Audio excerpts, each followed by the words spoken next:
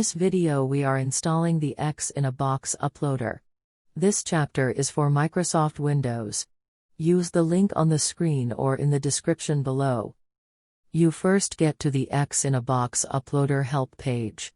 Scroll down to the link below the heading, Download XinaBoxUploader, highlighted as latest release.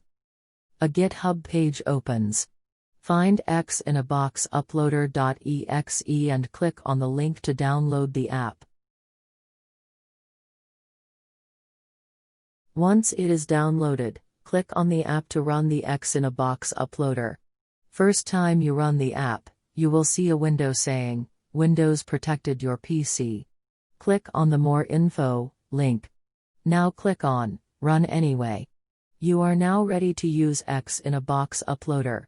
Follow the help page using the on-screen link for more information. This chapter is for Mac OS.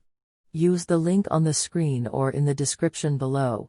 You first get to the XinaBoxUploader help page. Scroll down to the link below the heading, Download XinaBoxUploader, highlighted as latest release. A GitHub page opens. Find XinaBoxUploader.dmg and click on the link to download the app. Once it is downloaded, click on the app to run the XinaBoxUploader installer. Click on Agree.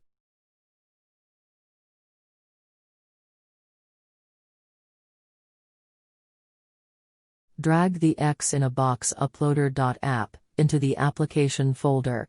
Right-click on the window and choose the Eject XinaBoxUploader option. Simultaneously press the Command button and the space bar to open the Spotlight search bar. Start typing XinaBoxUploader and hit Enter when it fully appears in the search bar. A window saying that the XinaBoxUploader.app can't be opened appears. Click OK. Now open System Preferences. Click on the Security and Privacy icon. Click on the General tab if you need to. Now click on Open Anyway.